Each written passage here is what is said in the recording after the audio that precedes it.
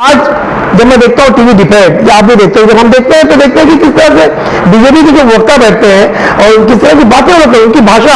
अब वो सहनशीलता की बात करते हैं। 2014 से भी 8 साल हुआ साहब आपको, आपकी सहनशीलता पूरा देश देख रहा है कि आप लोग कितने सहनशीलता वाले हैं, आप लोग कितने उदार हैं, आप लोग कितने शरीफ है। पूरा देश इस बात को देख रहा है कि कौन सी बातें हैं। जाहिर सी बात है, इस तरह की बात करके आप एक वर्ग को, एक कम्युनिटी को, एक कौम को प्रोवोक करना चाहते हैं, स्टाइल दिलाना चाहते हैं ताकि दंगा फसाद हो जाए। देखिए साफ सीधी बात यह कि मुसलमानों ने कुछ चूड़ियां नहीं पहनी हुई है, या ऐसा नहीं कि मुसलमानों ने अपनी मां का दूध नहीं किया है, लेकिन मुसलमान जो है इस मुल्क के कानून पर पूरा पूरा विश्वास करता है, भरोसा करता है। मुसलमान अमन आस्ती को बना के रखना चाहता है। मुसलमान चाहता है कि देश में अमन अमान बरकरार रहे। ये वही मुसलमान है कि जब बाबरी मस्जिद के बारे में कोर्ट ने फैसला किया, सुप्रीम कोर्ट ने फैसला किया कि वहां अमन नहीं बनेगा, एक पत्थर पूरे मुल्क में कहीं नहीं चला। दोस्तों हमारे साथ मौजूद है इंडियन यूनियन मुस्लिम लीग के मुंबई शहर अध्यक्ष और महाराष्ट्र के उपाध्यक्ष जनाब अब्दुल हमीद साहिल साहब। मुल्क में जो गोदी मीडिया का काम चल रहा है नफरत फैलाने का, और नफरत बाजू की तरफ से जो नफरत फैलाने का माहौल बनाया जा रहा है, उसको लेकर अब्दुल हमीद साहिल साहब काफी मुखर होकर आप बात करते हैं, इसलिए हम आपको अपने चैनल पर हमेशा मदद करते हैं बातचीत के लिए। मौजूदा हालात में आप देख रहे हैं कि पिछले 15 से 20 दिनों से किस तरह से मस्जिद, मंदिर, फिर चाहे वो किसी धर्म का मसला हो या फिर मस्जिदों के नीचे से शिवलिंगों का निकलना हो, लगातार यही हो रहा है। ताजमहल पे दावा किया गया, चार मीनार पे दावा किया गया, ज्ञान वापी मस्जिद का मुद्दा आपके सामने है, ये इश्यूज को उठाया जा रहा है। क्या किस तरह से आप देखते हैं इसे? देखिए साहब, ऐसा है कि ये जो इश्यूज उठाए जा रहे हैं, इससे पूरी दुनिया में हमारे मुल्क का एक तमाशा बना हुआ है, मजाक उड़ रहा है। अब आप देखें कि किस तरह से बीजेपी और जो उसके अंधभक्त हैं, जो भगवाधारी हैं, ये मुल्क को आग और खून के खेल की तरफ लेके जा रहे हैं। यानी ये कहना बेजा ना हुआ कि लोग मुल्क को आग और खून की तरफ ढकेल रहे हैं और हमारे मुल्क के जो प्राइम मिनिस्टर हैं मिस्टर मोदी, वो खामोश तमाशाई बने हुए हैं। आपको अच्छी तरह याद होगा कि जब बाबरी मस्जिद शहीद हुई थी तो उसके पहले जब वो जो मुहिम चला रहे थे बाबरी मस्जिद को शहीद करने की, कारसेवा की इनकी जो मुहिम चलती थी, उस वक्त इनका एक नारा था कि अयोध्या तो एक झांकी है, काशी मथुरा बाकी है। वही हम देख रहे हैं। बाबरी मस्जिद शहीद बड़े पैमाने पर पूरे मुल्क में फसाद हुआ था, बड़े पैमाने पर मारकाट मची थी, बड़ी तबाही हुई थी। उसके बाद से हिंदू और मुसलमान दोनों को ये बात समझ में आ गई थी कि ये मुल्क हमारा है, मिलजुल कर रहने में मुल्क का भला है, भला और हमारा भला है। उसके बाद कई वर्षों तक कोई दंगा फसाद नहीं हुआ, लेकिन 2014 से जब से बीजेपी की सरकार आई है, उस वक्त से हम देख रहे हैं कि फिर मुल्क में मजहब के नाम पर मुनाफरत फैलाई जा रही है। मुल्क की जो गंगा जमुनी तहजीब थी उसे पारा पारा किया जा रहा है, और एक के बाद दिख रहे इस तरह के इश्यूज सामने लाए जा रहे हैं जिससे हिंदू और मुसलमानों के दरमियान नफरत की खरीज में इजाफा होता चला जा रहा है। हिजाब को ले लीजिए, हिजाब के फौरन बाद अब उससे पहले आप देखिए मॉर्निंग किस तरह की गई। हमारे नौजवानों को दरख्तों से बांधकर, सुतून से बांधकर इतना मारा जाता है कि उनकी मौत हो जाती है।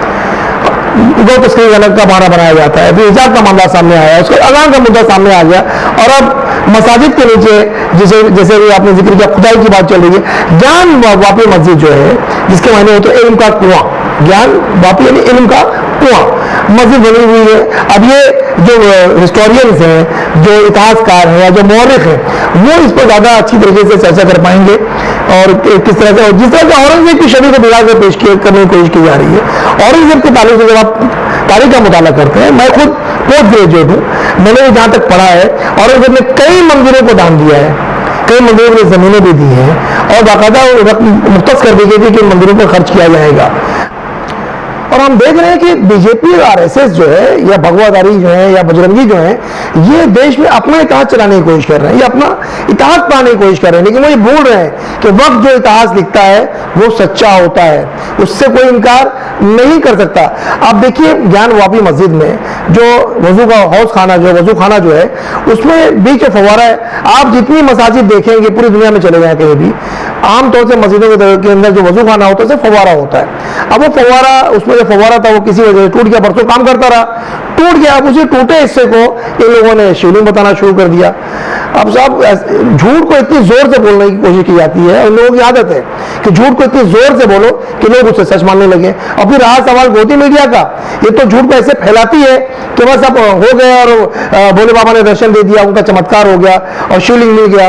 अब मजे की बात यहाँ पर यह है कि कोर्ट ने जो सरकार ने अपॉइंट किया, जब कोर्ट ने अपॉइंट किया कमीशन कि वो रिपोर्ट बनाएगा, सर्वे रिपोर्ट बनकर वो रिपोर्ट पेश की जाएगी, रिपोर्ट पहले लीक हो जाती है तो सर्वे रिपोर्ट के कोई मायने नहीं रह जाते हैं। अब जो जिस फव्वारे को ये लोग शिवलिंग बताने की कोशिश कर रहे हैं, दोनों पक्ष में अलग अलग राय हो गई है। एक पक्ष कहता है कि साहब शिवलिंग है और मुस्लिम पक्ष कहता है कि वो फव्वारा है। अब उस फव्वारे में पानी आ रहा है कि नहीं आ रहा है, उस पर जांच, उसमें छेद भी है। कई लोगों ने कहा कि जो शिवलिंग होता है जिसके हमारे हिंदू भाई पूजा अर्चना करते हैं, उसमें छेद नहीं होता है, इसमें छेद देखा जा रहा है। और एक तर्क ये भी दिया गया है शिवलिंग नहीं होने का कि सीमेंट तो 200 साल पहले ईजाद हुआ है। जाहिर सी बात है, औरंगजेब के जमाने में तो शिवलिंग, अब क्या दोबारा औरंगजेब दोबारा जन्म लेकर आ गए, पुनः जन्म लेकर उन्होंने सीमेंट का बना दिया। बहुत सारी चीजें हैं। साफ सीधी बात यह है कि बीजेपी के लोग या जो जिस तरह से हंगामाराई कर रहे हैं या जो भगवाधारी हैं वो डिटाई पे उतरे हुए हैं। अब साहब इसका क्या किया जाए कि कोई अगर चमकती दोपहर को कहे कि आधी रात है, या कोई आधी रात में कह दे कि ये तो दिन निकला हुआ, सूरज निकला हुआ है, तो अब जो कोई सिरे से कोई मानने को तैयार ना हो और सच्चाई को अगर नकार दे तो उसका कोई इलाज नहीं किया जा सकता।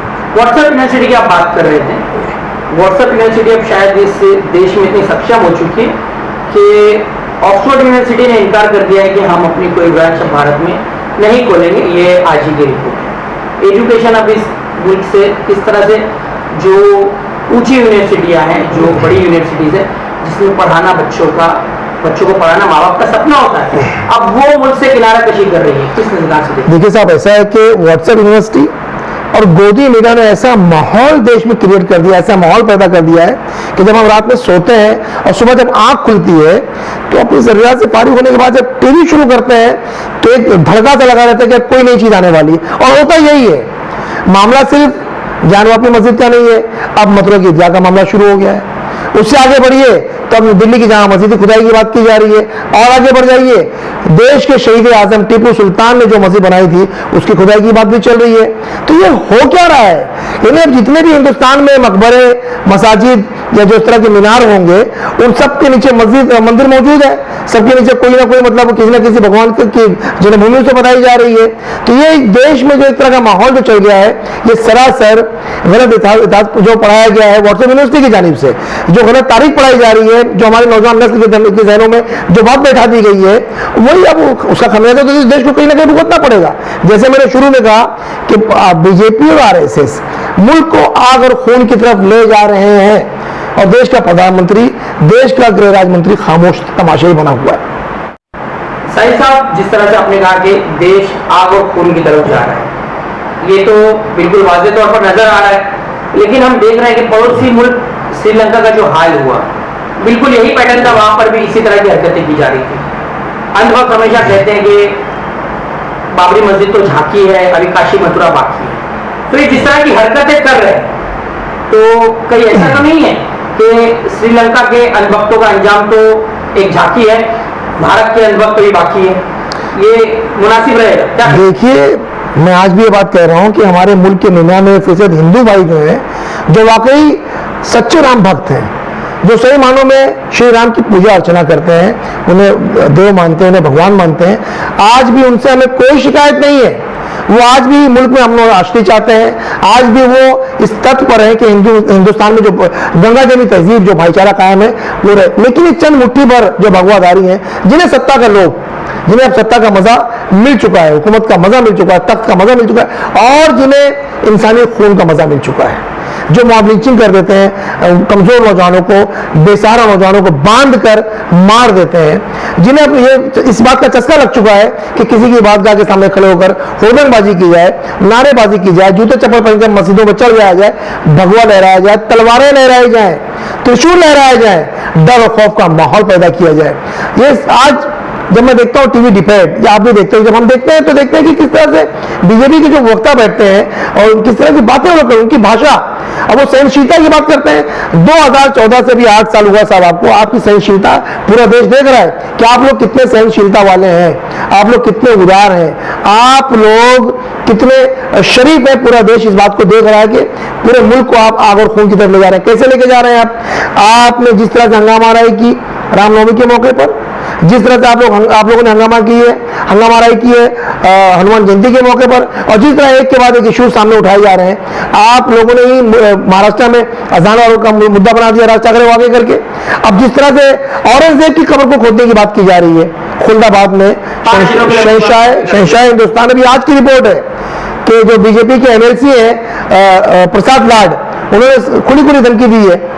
अब ये कौन सी बातें हैं? जाहिर सी बात है, इस तरह की बात करके आप एक वर्ग को, एक कम्युनिटी को, एक कौम को प्रोवोक करना चाहते हैं, इश्तियाल दिलाना चाहते हैं ताकि दंगा फसाद हो जाए। और देखिए साफ सीधी बात यह कि मुसलमानों ने कुछ चूड़ियां नहीं पहनी हुई है, या ऐसा नहीं कि मुसलमानों ने अपनी मां का दूध नहीं पिया है, लेकिन मुसलमान जो है इस मुल्क के कानून पर पूरा विश्वास करता है, भरोसा करता है। मुसलमान अमन आस्ती को बना के रखना चाहता है। मुसलमान चाहता है कि देश में अमन अमान बरकरार रहे। ये वही मुसलमान है कि जब बाबरी मस्जिद के बारे में कोर्ट ने फैसला किया, सुप्रीम कोर्ट ने फैसला किया कि वहां राम मंदिर बनेगा, एक पत्थर पूरे मुल्क में कहीं नहीं चला। ना किसी मुसलमान ने सड़क पर खड़े होकर गाली बक्की, ना किसी मुसलमान ने किसी मंदिर के सामने जाकर कोई हंगामा राई की, कोई हंगामा नहीं हुआ, पूरा मुल्क खामोश रहा। दूसरे दिन हमने ईद मिलाद नबी का जुलूस, हमारा त्यौहार था, हमने उस त्यौहार को मनाया, लेकिन उस पूरे जुलूस में, पूरे हिंदुस्तान में जुलूस निकलता है, उस पूरे प्रोसेशन में कहीं भी बाबरी मस्जिद नाम का कोई जिक्र नहीं हुआ। खामोशी को कमजोरी समझा जा रहा है। मैं उसी पे आ रहा हूं। अभी ईद गुजरी है, अभी चंद दिन पहले की बात है, ईद हुई, पूरे मुल्क में करोड़ों मुसलमान ईद की नमाज पढ़ने के लिए सड़क पर थे, लेकिन अमन आश्ती के साथ उन्होंने नमाज पढ़ी है, गले मिले हैं, हिंदू भाइयों ने भी उनका इस्तकबाल किया है, सिख भाइयों ने भी उनका इस्तकबाल किया है, उन्हें शरबत पिलाया गया है, उन पे फूल बरसाए गए हैं। लेकिन एक करोड़ों मुसलमान, ना किसी ने किसी मंदिर का रुख किया, ना कहीं हरा झंडा लगाया गया, ना किसी मंदिर के सामने जाकर अजान दी गई, ना नारेबाजी की गई। तो इससे बढ़कर देश प्रेमी और शांति प्रिय होने का सबूत क्या चाहिए? और साहब आप हैं कि भी आपको सत्ता में आए हुए 8 साल हुआ है, 8 साल में आपने तो हमको खून के आंसू रुला दिए साहब, और आप हमको दंगाई होने की बात करते हैं, पत्थरबाज होने की बात करते हैं। सारा मामला ये कि एक्शन भी आपकी तरफ से होता है, रिएक्शन भी आपकी तरफ से होता है। इसलिए अब सारी मस्जिदों के सामने ये ऐलान किया गया है, हमारी तंजीम ऐलान कर रही है, इंडियन यूनियन मुस्लिम लीग, और वो तमाम तंजीमें जो मेहनत काम कर रही हैं, और वो तमाम अमन पसंद हिंदुस्तानी बात कर रहे हैं कि जितनी भी बात जाए उनके सामने सीसीटीवी कैमरे लगे हों ताकि दूध का दूध और पानी का पानी हो। TV debates, Modi media, India TV का एक डिबेट हम 5 दिनों से देख रहे हैं कि काफी उसको हाईलाइट किया जा रहा है।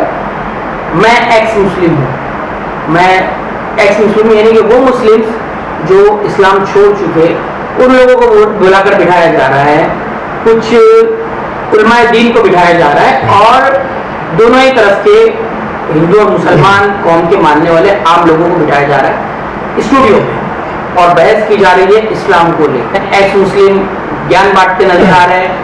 उलमाए दीन अगर कुछ कह रहे हैं तो नीचे कमेंट्स में ले लीजिए या फिर उन एंकर्स को ले लीजिए, वो कह रहे हैं कि आप लोग में बर्दाश्त की ताकत नहीं है, टॉलरेंस नहीं है, इस्लाम की गलत तस्वीर को पेश करने की कोशिश की जा रही है। क्या जवाब देंगे? देखिए ऐसा है कि अगर इस्लाम में सहनशीलता ना होती, आज दुबई में मंदिर नहीं बन रहा होता।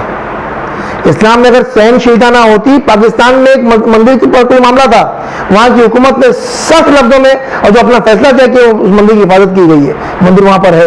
आज दुनिया के कितने ही मुस्लिम देशों में मंदिर बनाए गए हुए हैं। आज बड़ी तादाद में, लाखों की तादाद में हमारे हिंदू भाई मुस्लिम मुल्कों में बरसरे रोजगार हैं। किसी ने ये नहीं कहा कि आप जबरन, मैं उसी पे आ रहा हूं। अगर इस्लाम में सहनशीलता ना होती, इस्लाम में सच्चाई ना होती, आज दुनिया का कोई देश ऐसा नहीं है जहां मुसलमान नहीं है। पूरी दुनिया में इस्लाम फैला हुआ है। मैंने भी आपको मिसाल दे दी, और आपने जो अभी डिबेट की बात की है, जानबूझकर चिढ़ाने की कोशिश की जाती है, जानबूझकर इस तरह के। और रहा सवाल सोशल मीडिया का, तो देखिए साहब ऐसा है कि लोगों ने इतनी साइट्स बना रखी हैं, गुस्ताखियों की भरमार है पैगंबर इस्लाम की शान में, कुरान करीम की शान में, इस्लाम की शान में इतनी ज्यादा गुस्ताखियां लोग करते हैं। अगर हम गिनाने पर आ जाए, केस करने पर आ जाए, तो केस का अंबार लग जाएगा। लेकिन ये हम है कि सब्र करते हैं कि हम जानते हैं इनका मकसद सिर्फ, अरे वो लोग जिन्होंने भेष बदल के बापू का कत्ल कर दिया ताकि इल्जाम मुसलमानों पर आ जाए, वो बात करते हैं। तो साहब पूरी दुनिया देख रही है, और हिंदुस्तान का हिंदू और मुसलमान अच्छी तरह समझ रहा है इस चीज को कि क्या खेल खेलने की कोशिश की जा रही है। तारीख से हमारी जो बेगानगी है, जो नावाकियत है, उसका फायदा उठाया जा रहा है। और आज आप देख रहे हैं कि इसका नतीजा है कि औरंगाबाद का जो हाल किया जा रहा है कि ढा दिए जाएंगे मकबरे, औरंगजेब रहमतुल्लाह के मकबरे को ढाने की बात की जाएगी। देखिए साहब ऐसा है कि ताकत का नशा बड़ा खराब होता है। आज सत्ता इनके हाथ में है, ताकत इनके हाथ में है, मिशनरियां इनके हाथ में है, जो चाहे कर सकते हैं, कोई रोकने वाला नहीं है। तारीख से और रहा सवाल, तारीख पढ़नी चाहिए, तारीख पढ़ने में कोई बुराई नहीं है। तारीख इसलिए होता है कि उससे पढ़कर सबक लिया जाए। अब एक बात एकदम वाज़ेह तौर पर है कि हिंदुस्तान में तकरीबन 700-800 साल तक मुस्लिम शासनकाल रहा, अलग अलग दौर में 150, 200, 250 साल अंग्रेजों का शासनकाल रहा। आज जो हिंदू खतरे में की बात की जा रही, उस वक्त हिंदू खतरे में नहीं थे। आज जो लोग नारा लगाते हैं कि हिंदू खतरे में है, मेरे भाई अगर उन्होंने उस जमाने में अगर आपके साथ बुरा सलूक किया होता आज आप रहते नहीं, आज आप सलामत है। इसका मतलब कि उनके दौर में बड़ी खुशहाली थी, बड़ी उदारता थी। उस जमाने में सब मिलजुल के रहते थे हिंदू और मुसलमान। वही हाल अंग्रेजों का रहा। लेकिन आज जबकि हम देख रहे हैं कि देश का प्रधानमंत्री हिंदू है, देश का राष्ट्रपति हिंदू है, देश के बड़े बड़ी जो संवैधानिक पोस्ट है उसमें हिंदू भाई हमारे बैठे हुए हैं, सेनाओं में हमारे हिंदू भाई बैठे हुए हैं, तमाम की पोस्ट में हिंदू भाई बैठे हुए हैं, उसके बावजूद भी हिंदू खतरे में जो नारा दिया जाता है वो सिर्फ एक भ्रम फैलाने की कोशिश की जाती है हमारे हिंदू भाइयों को बहकाने के लिए। तो ये साफ साफ सीधी बात है कि हिंदू हो चाहे मुसलमान, दोनों ही नौजवानों से मैं गुजारिश करूंगा कि इतिहास के सही इतिहास का मुताला कीजिए। इतिहास देश की शान बढ़ाने के लिए होता है, ना कि देश को घटाने के लिए। अब आज जो इतिहास हमें पढ़ाया जा रहा है वो उसके जरिए आज एक ऐसा माहौल पैदा हो गया है कि आज हम लोगों के किचन में झांक रहे हैं कि कौन क्या खाएगा, हम लोगों के बदन पे देखते हैं कौन क्या पहनेगा, कौन कहाँ इबादत करेगा। इससे उठकर आज दुनिया जो है आसमान पे जाने की बात कर रही है, चांद तक जाने की बात कर रही है, अलग अलग जगहों में जाने की बात कर रही है, और हम जमीन के नीचे भी जाने की बात कर रहे हैं। ये अफसोसनाक मकाम है, हमें इससे बचना चाहिए, समझना चाहिए ये देश हमारा है, हम सबको मिलजुल कर इस देश को आगे ले जाना है। अगर हम ऐसा करते हैं तो बहुत हद तक देश जो है नाकामी की तरफ जाने से रुक जाएगा।